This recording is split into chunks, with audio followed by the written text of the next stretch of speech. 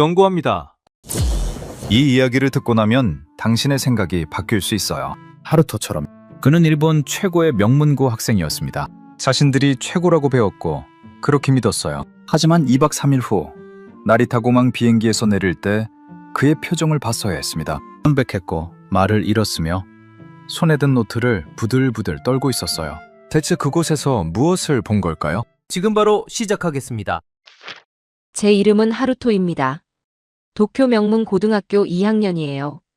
이번 봄방학에 학교 프로젝트로 한국을 방문하게 되었습니다. 솔직히 말하면 큰 기대는 없었어요. 우리 학교에서는 늘 같은 이야기를 들으며 자랐거든요.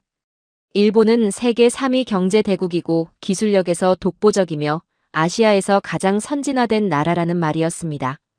선생님들도 교과서도 주변 어른들도 모두 그렇게 말했어요. 그래서 한국행도 그저 가벼운 관광 정도로 생각했습니다. K-팝 좀 보고 쇼핑하는 일정일 거라 예상했죠. 출발 전날 담임 선생님이 말씀하셨어요. 이번 여행은 일본의 우수성을 다시 확인하는 기회가 될 것이라고요. 여러분은 우리나라가 얼마나 발전했는지 직접 눈으로 확인하게 될 겁니다. 고개를 끄덕였습니다. 당연한 말처럼 들렸거든요. 한국에 대해 제대로 아는 게 거의 없었어요. 북한과의 긴장 관계, 재벌 중심 경제, 그리고 K-팝 정도만 알고 있었습니다. 친구 히로키는 이렇게 말했어요. 한국? 음식이나 맛있게 먹고 오면 되지. 거기도 결국 우리랑 비슷한 아시아 나라잖아. K-팝 팬인 아야카는 명동 쇼핑을 기대했지만 그것도 여행의 한 부분일 뿐이었습니다. 출발 당일 아침 어머니가 말씀하셨어요. 잘 다녀와라. 일본이 얼마나 좋은 나라인지 다시 한번 느끼고 오렴. 가방을 메고 집을 나섰습니다. 그때는 정말로 그럴 거라 믿었어요. 나리타 공항에서 친구들을 만났습니다.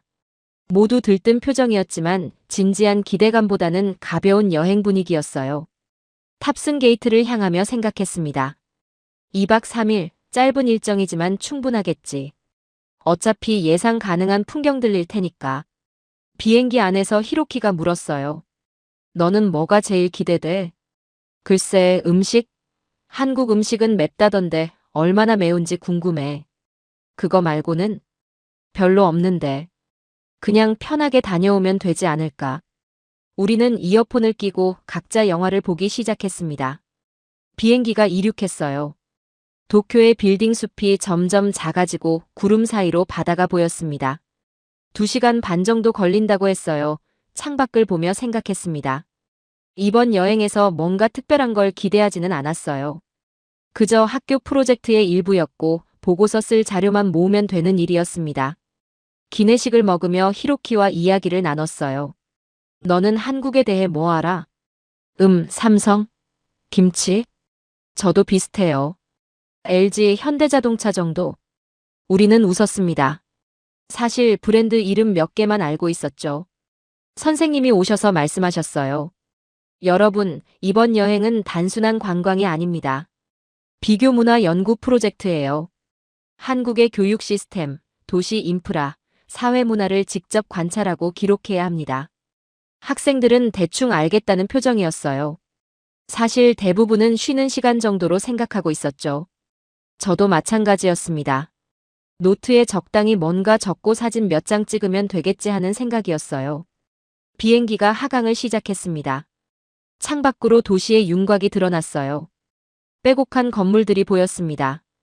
아야카가 말했어요. 와, 생각보다 큰 도시네.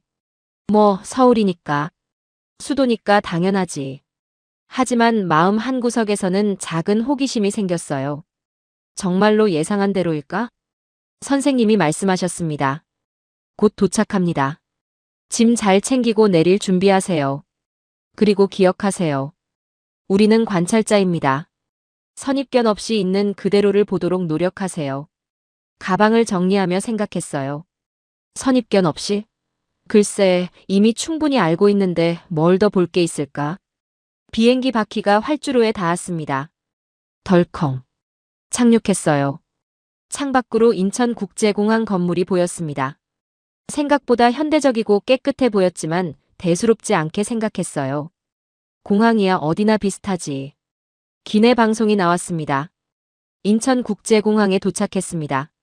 현지 시각은 오후 2시 30분입니다. 자리에서 일어나 짐을 꺼냈어요.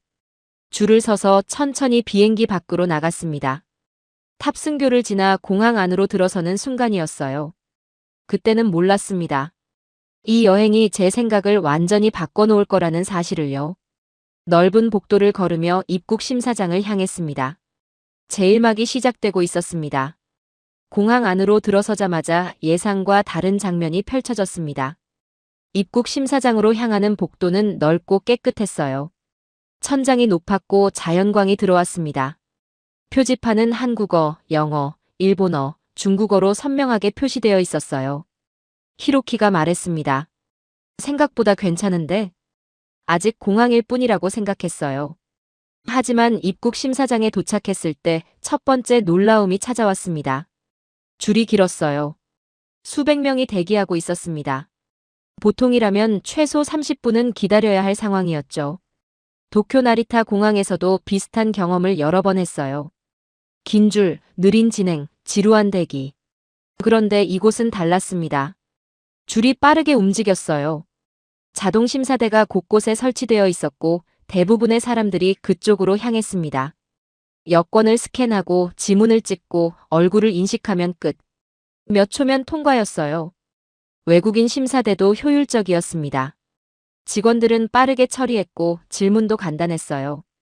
방문 목적, 학교 프로젝트, 체류 기간, 2박 3일, 도장 찍고 통과. 전체 과정이 10분도 안 걸렸습니다. 아야카가 놀라서 말했어요. 벌써 끝난 거야? 진짜 빨랐는데.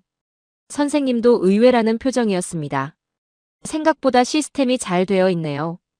짐을 찾으러 가는 동안 주변을 둘러봤어요. 안내판들이 실시간으로 정보를 표시하고 있었습니다.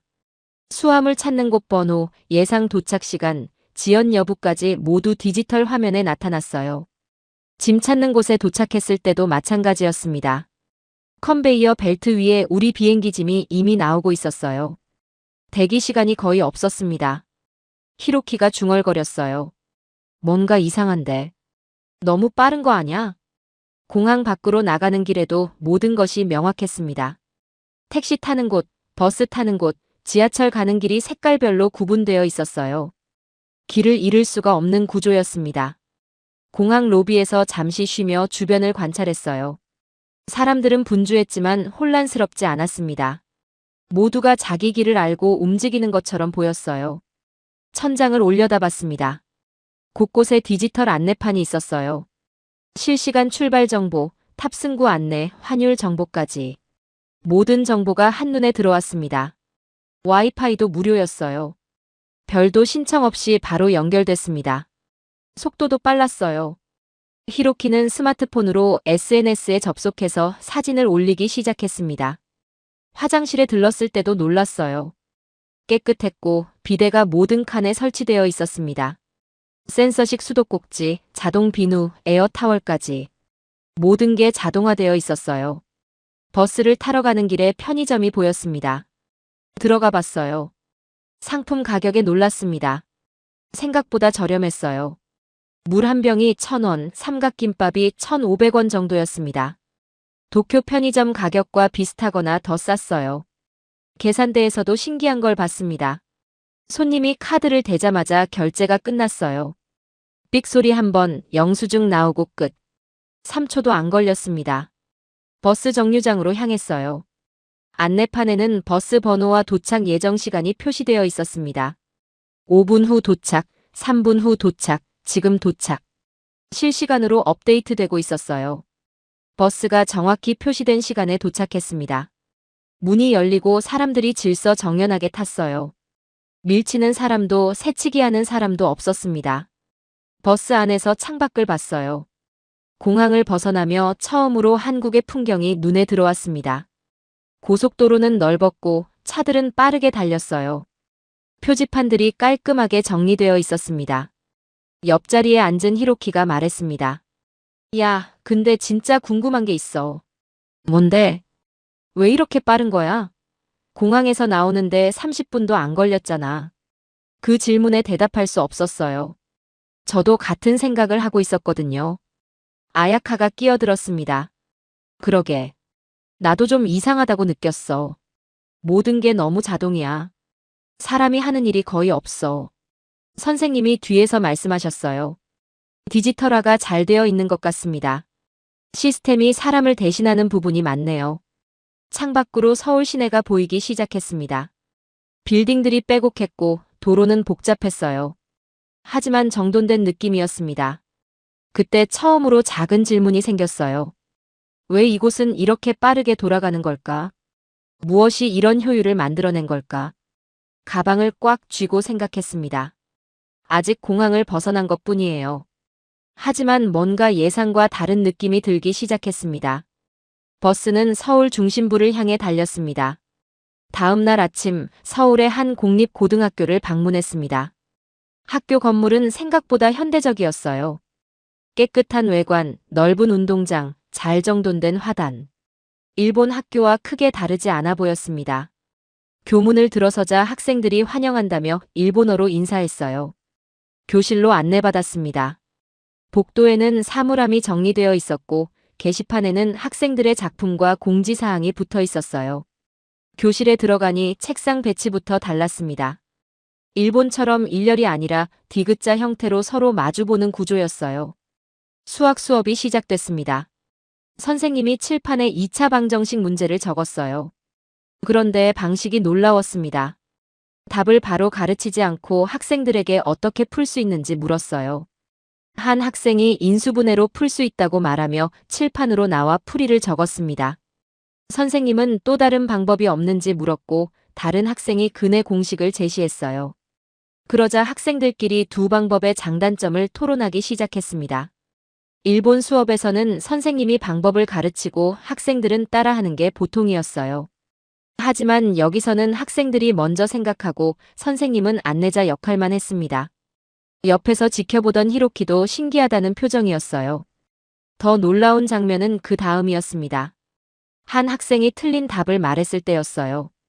일본이라면 조용히 넘어가거나 선생님이 바로 정정했을 겁니다. 하지만 여기서는 선생님이 왜 그렇게 생각했는지 물었고 학생들이 함께 어디서 실수했는지 찾아냈어요. 학생이 스스로 깨닫고 다시 풀자 반 전체가 박수를 쳤습니다.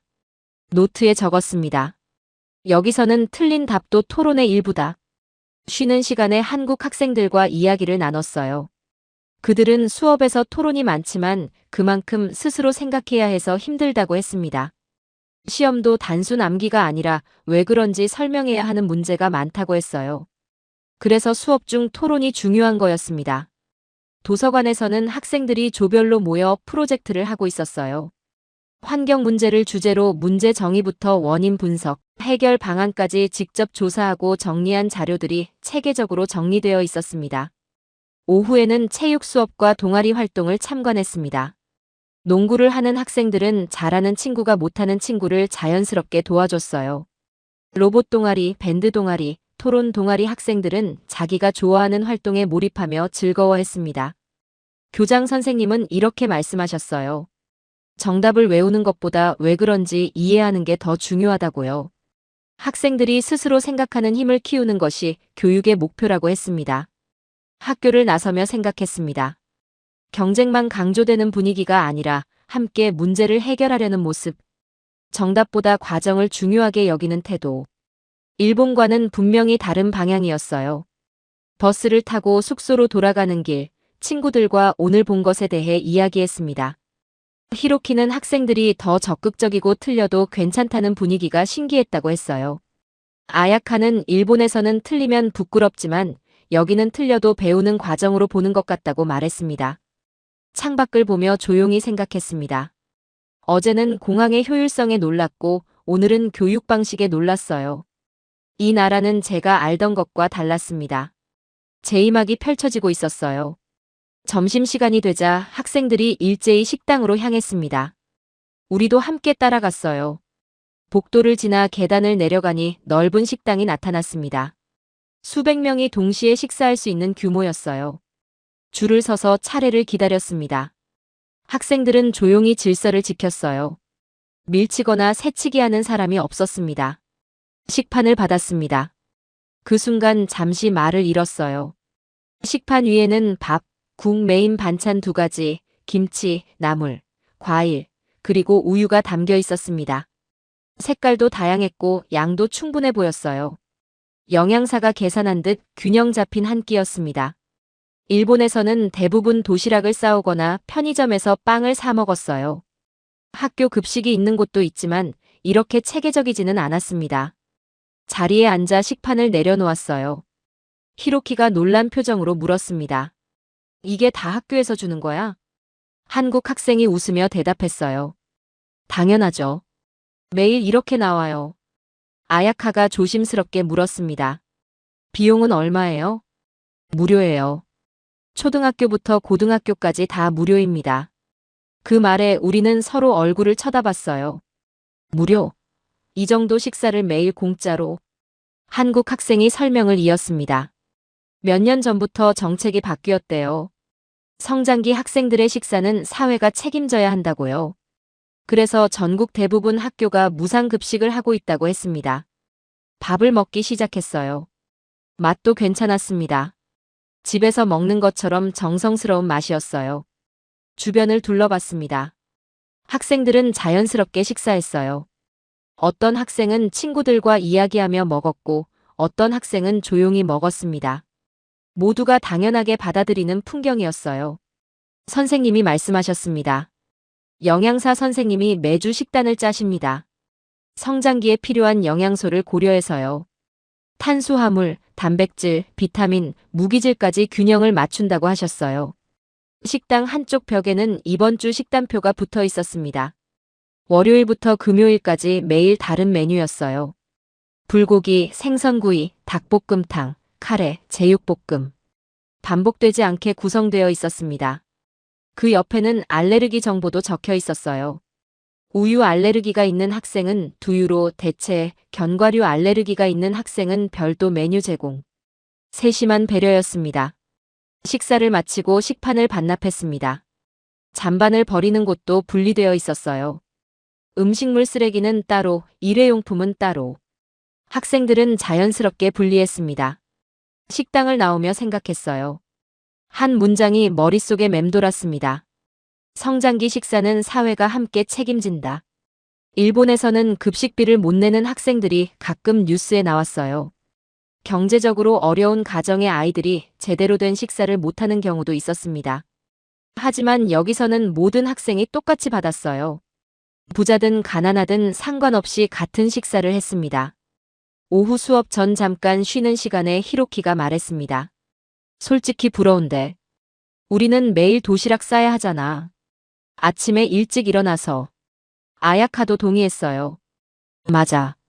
그리고 편의점 빵으로 때우는 날도 많고. 영양은 생각도 못하지. 저도 고개를 끄덕였습니다. 일본에서 제 도시락은 대부분 밥과 계란말이, 소시지 정도였어요. 어머니가 바쁜 날은 주먹밥 2개가 전부였습니다. 영양 균형은 생각해 본 적이 없었어요. 창밖을 보며 생각했습니다.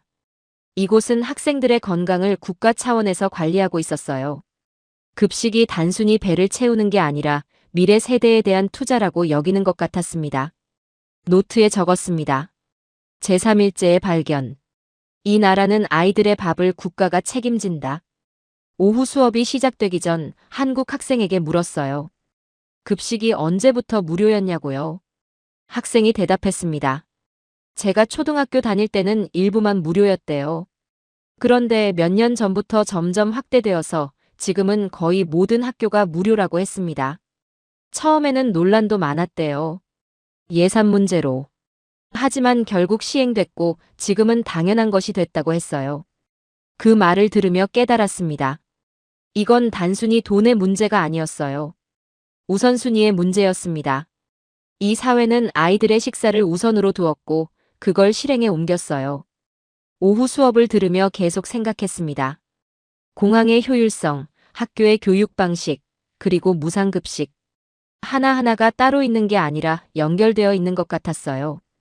이 나라는 시스템을 만들고 그 시스템이 사람들을 돌보고 있었습니다. 수업이 끝나고 학교를 나설 때 다시 한번 식당을 지나쳤어요. 청소하는 직원들이 내일을 준비하고 있었습니다. 내일도 모레도 계속될 일상이었어요. 버스에 올라 창밖을 보며 생각했습니다. 제이막이 깊어지고 있었어요. 저녁 8시 학교로 다시 돌아왔습니다. 선생님이 밤 자율학습 시간을 보여주고 싶다고 하셨어요. 일본 학교는 보통 오후 4시면 끝나는데 여기는 밤까지 학생들이 남아있다고 했습니다. 교문을 들어서니 건물에 불이 환하게 켜져 있었어요. 나처럼 밝았습니다. 복도를 걸어가며 창문을 통해 교실을 봤어요. 학생들이 앉아 있었습니다.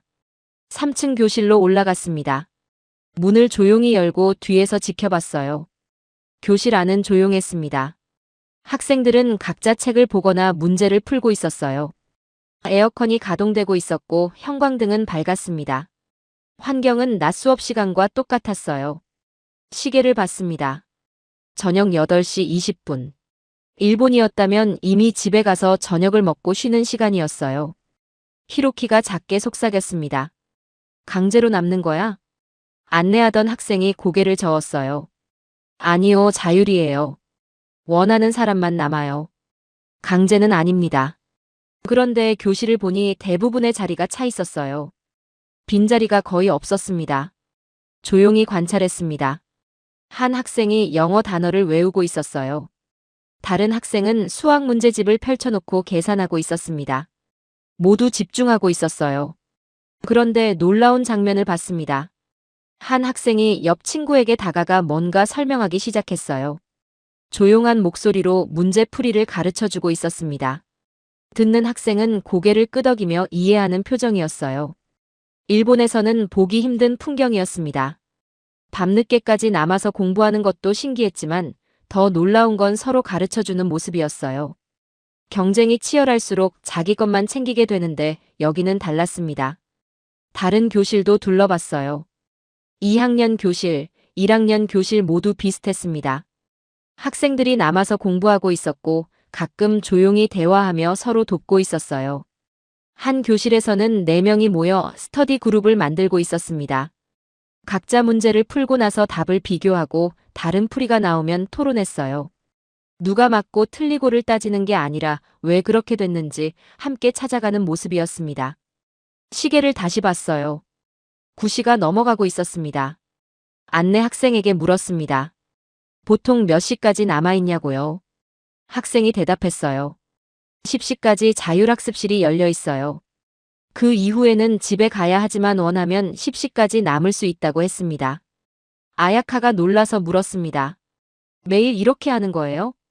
대부분은 그래요. 특히 시험 기간에는 더 많이 남아요. 저녁은 어떻게 해요? 히로키가 물었습니다.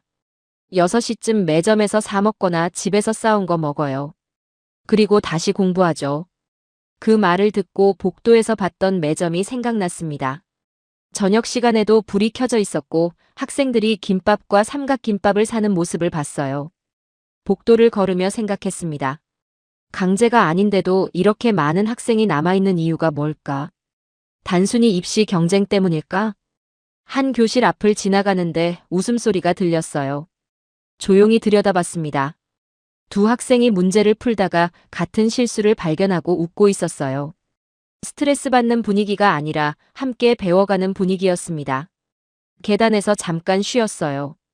창문 밖으로 학교 운동장이 보였습니다. 가로등 아래서 농구하는 학생들도 있었어요. 밤늦게까지 학교는 살아 있었습니다. 선생님이 말씀하셨어요. 한국은 교육열이 높습니다. 부모들도 선생님들도 학생들도 모두 교육을 중요하게 여기죠. 하지만 요즘은 조금씩 변하고 있어요. 경쟁보다는 협력을, 암기보다는 이해를 중요하게 여기는 방향으로요. 그 말을 들으며 낮에 봤던 수업이 떠올랐습니다. 토론하고 함께 풀이를 찾고 틀려도 배우는 과정으로 여기던 모습. 밤 자율학습에서도 그런 모습이 이어지고 있었어요. 9시 30분 교실을 나왔습니다. 복도에는 아직도 학생들이 있었어요. 화장실 가는 학생, 물 마시러 가는 학생, 교무실에서 선생님께 질문하러 가는 학생. 교문을 나서며 뒤를 돌아봤습니다. 건물은 여전히 밝았어요. 10시까지 1시간 정도 남았지만 학생들은 계속 공부할 것 같았습니다. 버스를 타고 숙소로 돌아가는 길 친구들과 이야기했어요. 히로키는 부지런하다고 말했고 아야카는 서로 가르쳐주는 게 인상적이었다고 했습니다. 저는 창밖을 보며 생각했어요. 경쟁이 아니라 함께 올라가려는 분위기. 그게 이 나라 교육의 또 다른 모습인 것 같았습니다. 노트에 적었습니다. 제4일째의 발견. 밤 10시에 교실에서 본 것은 경쟁이 아니라 협력이었다. 셋째 날 아침 지하철을 타고 시내로 나갔습니다. 호텔에서 가장 가까운 역으로 내려갔어요. 계단을 내려가자 지하철역이 나타났습니다. 넓고 깨끗했어요. 바닥은 반짝였고 벽면에는 노선도가 선명하게 표시되어 있었습니다. 개찰구를 통과했습니다. 교통카드를 찍자 삑소리와 함께 문이 열렸어요. 빠르고 정확했습니다. 플랫폼으로 향하는 길에 첫 번째 장면을 봤습니다. 에스컬레이터였어요. 사람들이 오른쪽에만 서 있었습니다. 왼쪽은 비어 있었어요. 급한 사람들이 왼쪽으로 빠르게 걸어 올라갔습니다. 아무도 막지 않았어요. 자연스럽게 길을 내주고 있었습니다. 도쿄에서도 비슷한 문화가 있었어요. 하지만 여기서는 더 철저했습니다. 예외가 없었어요. 노인도 학생도 직장인도 모두 같은 규칙을 따랐습니다. 플랫폼에 도착했습니다. 승강장 바닥에는 줄을 서는 위치가 표시되어 있었어요. 사람들은 그 선을 따라 두 줄로 섰습니다. 질서정연했어요. 전광판에 열차 도착 시간이 표시됐습니다. 3분 후 도착. 정확했어요. 실제로 3분 후 열차가 들어왔습니다. 문이 열렸습니다. 여기서 놀라운 장면을 봤어요. 내리는 사람이 먼저였습니다. 플랫폼에서 기다리던 사람들은 양옆으로 비켰어요. 내리는 사람들이 모두 나올 때까지 기다렸습니다. 밀치거나 서두르는 사람이 없었어요. 내리는 사람이 다 나온 후에야 탑승이 시작됐습니다. 줄을 선 순서대로 차분하게 탔어요. 새치기도 혼란도 없었습니다. 열차 안으로 들어갔습니다. 좌석에 앉아 주변을 관찰했어요. 사람들은 조용했습니다. 통화하는 사람이 없었어요. 음악을 크게 틀거나 떠드는 사람도 없었습니다. 각자 스마트폰을 보거나 책을 읽거나 조용히 앉아 있었어요. 다음 역에 도착했습니다. 문이 열리고 같은 과정이 반복됐어요. 내리는 사람 먼저, 그 다음 타는 사람. 질서는 계속 유지됐습니다. 몇 정거장을 지나며 계속 지켜봤습니다. 러시아워였지만 혼란스럽지 않았어요. 사람이 많았지만 시스템이 작동하고 있었습니다. 임산부가 탔습니다. 바로 한 학생이 일어나 자리를 양보했어요. 임산부는 고맙다며 앉았습니다. 자연스러운 광경이었어요. 노인이 타자 이번에는 직장인이 자리를 내줬습니다. 말없이 일어나 문 쪽으로 이동했어요. 노인은 조용히 앉았습니다. 히로키가 작게 말했습니다. 모두가 규칙을 지키네. 맞아요. 저도 같은 생각이었어요. 목적지에 도착해 내렸습니다. 역에서 나와 거리로 나왔어요. 횡단보도에서 신호를 기다렸습니다. 빨간불이었어요. 차가 없었지만 사람들은 기다렸습니다. 파란불이 켜질 때까지 아무도 건너지 않았어요. 일본에서도 신호를 잘 지키지만 차가 없으면 가끔 건너는 사람이 있었어요. 하지만 여기서는 달랐습니다. 규칙이 몸에 배어 있는 것처럼 보였어요. 거리를 걸으며 관찰했습니다. 쓰레기통이 많지 않았는데도 거리는 깨끗했어요. 사람들이 쓰레기를 들고 다니다가 쓰레기통에 버리는 것 같았습니다. 흡연 구역도 정해져 있었어요. 길거리에서 담배 피우는 사람은 거의 없었습니다. 지정된 장소에서만 피웠어요. 점심시간이 되어 식당에 갔습니다. 줄이 길었지만 질서 있게 기다렸어요. 20분 정도 기다린 후 입장할 수 있었습니다. 식당 안에서도 조용했습니다. 사람들은 대화를 나누되 목소리를 낮췄어요. 시끄럽지 않았습니다. 오후에는 번화가를 걸었습니다. 명동이라는 곳이었어요. 사람이 많았습니다. 주말이라 더 붐볐어요. 그런데 여기서도 질서가 보였습니다. 사람들은 보행로를 지켰어요. 차도로 넘어가지 않았습니다. 급해도 뛰지 않고 걸었어요. 가게 앞에 줄이 있으면 뒤에 섰습니다. 새치기 하는 사람을 보지 못했어요. 모두가 자기 순서를 기다렸습니다. 저녁이 되어 다시 지하철을 탔습니다. 퇴근 시간이라 더 붐볐어요. 하지만 아침과 같았습니다. 내리는 사람 먼저, 에스컬레이터 한쪽 비우기, 조용한 차내. 규칙은 시간과 관계없이 유지됐습니다. 밤 10시에 호텔로 돌아왔습니다. 늦은 시간인데도 지하철은 깨끗했고 안전했어요. 사람들은 여전히 질서를 지키고 있었습니다. 방에 들어와 창밖을 봤습니다. 도시의 불빛이 반짝였어요. 수백만 명이 사는 대도시인데 질서가 유지되고 있었습니다. 노트에 적었습니다. 제5일제의 발견. 질서는 강제가 아니라 문화였다. 특별한 단속이나 감시가 없었어요. 경찰이 지켜보지 않아도 사람들은 규칙을 따랐습니다. 그게 당연한 것처럼 행동했어요. 히로키가 말했습니다. 우리랑 비슷한데 더 철저한 것 같아. 아야카도 동의했어요. 규칙이 아니라 습관이 된 것 같다고요. 생각했습니다. 이 질서는 어디서 왔을까? 어떻게 모든 사람이 같은 방식으로 행동할까? 창밖을 보며 답을 찾으려 했어요. 아마도 교육일 거예요. 어릴 때부터 배운 것들. 그리고 사회 전체가 그걸 유지하려는 노력. 제3막이 다가오고 있었습니다. 마지막 날 IT 기업을 방문했습니다. 강남구에 있는 한 스타트업 회사였어요. 건물은 현대적이었고 로비에는 디지털 안내판이 설치되어 있었습니다. 방문객 등록도 태블릿으로 했어요. 이름과 방문 목적을 입력하자 바로 방문증이 출력됐습니다. 회의실로 안내받았습니다. 담당자가 프레젠테이션을 시작했어요. 한국의 디지털 인프라에 대한 설명이었습니다. 인터넷 속도는 세계 최상위권이고 스마트폰 보급률은 95%가 넘는다고 했어요. 포지에서 5G로 전환도 빠르게 진행되고 있다고 했습니다. 그래프와 통계가 화면에 나타났습니다. 숫자들이 인상적이었어요. 평균 인터넷 속도, 모바일 결제 비율, 온라인 쇼핑 이용률. 모든 지표가 높았습니다. 담당자가 스마트폰을 꺼내 보여줬어요. 음식 주문, 택시 호출, 은행 업무, 병원 예약까지 모두 앱으로 가능하다고 했습니다.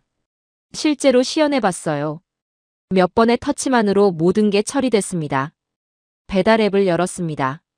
주변 식당이 수백 개 나타났어요. 메뉴를 선택하고 주문하자 10분 후 도착 예정이라는 메시지가 떴습니다. 실시간으로 배달원의 위치도 보였어요. 택시 앱도 마찬가지였습니다. 현재 위치에서 가장 가까운 택시가 표시됐어요. 예상 요금과 도착 시간도 나타났습니다. 결제는 자동으로 처리된다고 했어요. 은행 앱은 더 놀라웠습니다. 계좌 이체, 대출 신청, 환율 확인, 주식 거래까지 모두 가능했어요. 은행에 갈 필요가 거의 없다고 했습니다. 점심시간에 직접 경험해봤습니다. 근처 식당을 앱으로 검색했어요. 평점과 리뷰가 보였습니다. 메뉴 사진도 있었어요. 예약도 앱으로 할 수 있었습니다. 식당에 도착해 주문했습니다. 테이블에 QR코드가 있었어요. 스마트폰으로 스캔하자 메뉴판이 나타났습니다. 터치로 주문하고 결제도 바로 했어요. 직원과 대화할 필요가 없었습니다. 음식이 나왔습니다. 맛있게 먹고 나가려는데 따로 계산할 것도 없었어요. 이미 결제가 끝났으니까요. 간편했습니다. 오후에는 지하철역 근처를 둘러봤습니다. 편의점에서 물건을 샀어요. 계산대에서 카드를 댔습니다. 삑 소리 한 번, 영수증 출력, 끝. 3초도 안 걸렸어요. 어떤 사람은 스마트폰만 댔습니다. 카드도 필요 없었어요. 휴대폰에 결제 기능이 들어 있었습니다. 무인 편의점도 봤습니다. 직원이 없었어요. 입구에서 앱으로 인증하고 들어가 물건을 담으면 자동으로 계산된다고 했습니다. 나갈 때 자동으로 결제되는 시스템이었어요. 카페에 들어갔습니다. 키오스크로 주문했어요. 화면을 터치해 메뉴를 선택하고 결제했습니다. 번호표를 받고 기다렸어요. 직원은 음료만 만들었습니다. 저녁에 다시 회사로 돌아왔습니다. 담당자가 추가 설명을 해줬어요. 1990년대 말 경제 위기를 겪은 후 정부가 IT 산업에 집중 투자했다고 했습니다. 인터넷 인프라를 전국에 깔았고 디지털 교육을 강화했어요. 그 결과가 지금의 모습이라고 했습니다. 발전은 단순한 우연이 아니라 선택의 결과였습니다. 위기를 기회로 바꾼 거예요. 기술에 투자하고 교육에 투자하고 인프라를 구축한 결과였습니다. 질문 시간이 있었어요. 히로키가 물었습니다. 모든 게 디지털화되면 일자리는 어떻게 되느냐고요? 담당자가 대답했습니다. 단순 반복 작업은 줄어들지만 새로운 일자리가 생긴다고요. 앱 개발자, 데이터 분석가, 디지털 마케터 같은 직업들이 생겨났다고 했습니다. 회사를 나서며 생각했습니다. 기술이 일상이 되어 있었어요. 특별한 게 아니라 당연한 거였습니다. 버스를 타고 호텔로 돌아갔습니다. 버스 요금도 카드로 냈어요. 잔액이 화면에 표시됐습니다.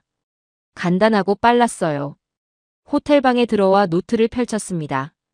일주일 동안 본 것들을 정리했어요. 공항의 자동화 시스템, 학교의 토론 수업, 무상급식, 밤늦은 자율학습, 도시의 질서, 그리고 오늘 본 디지털 기술.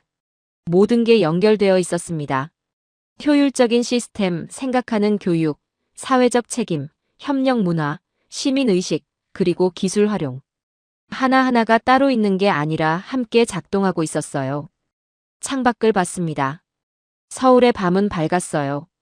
빌딩마다 불이 켜져 있었고 거리에는 사람들이 다녔습니다.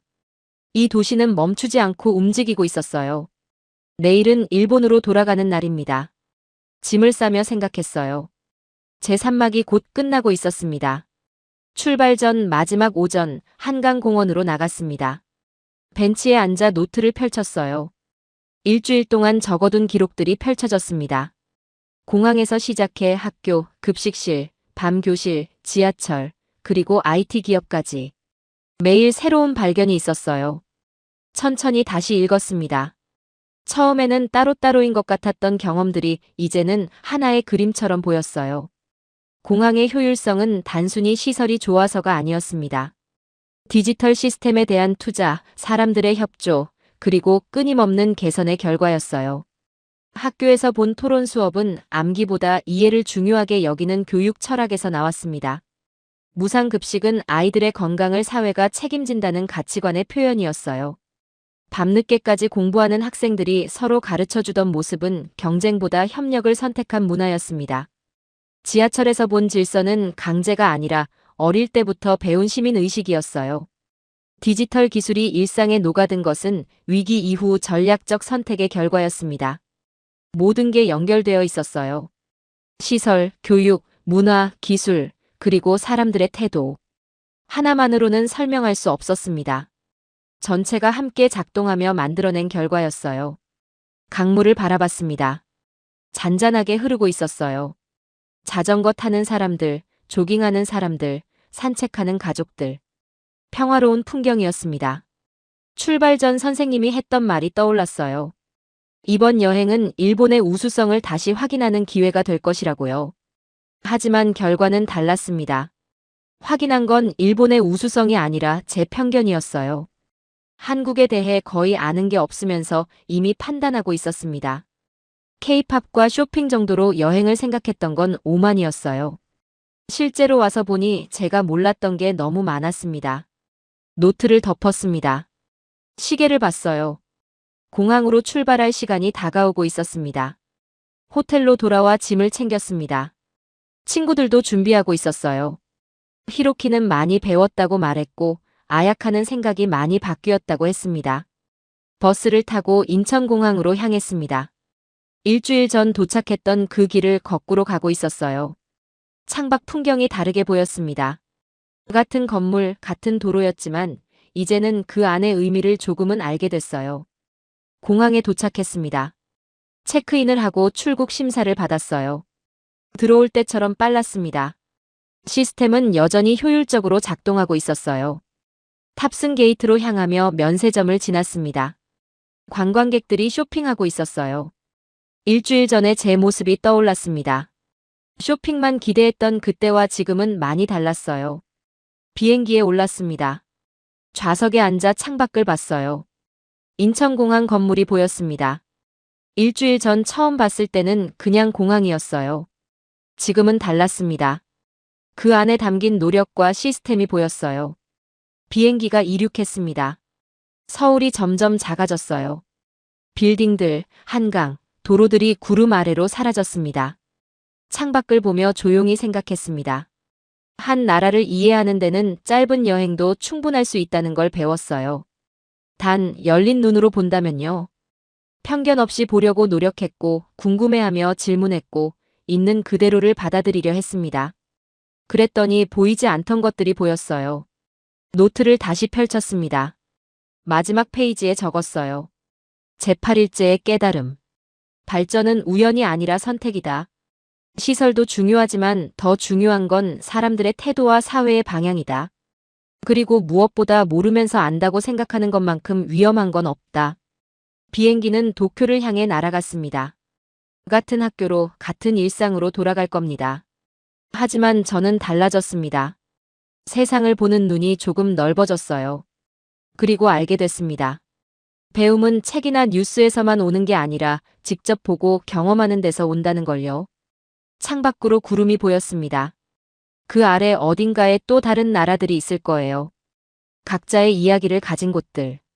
언젠가 또 여행할 수 있다면 이번처럼 열린 마음으로 보고 싶습니다. 노트를 덮었습니다. 여행은 끝났지만 배움은 계속될 것 같았어요. 오늘 영상은 여기까지입니다. 도움이 되셨다면 좋아요와 구독 알림 설정까지 부탁드려요. 다음 영상에서도 더 유익한 내용으로 찾아뵙겠습니다. 시청해주셔서 감사합니다.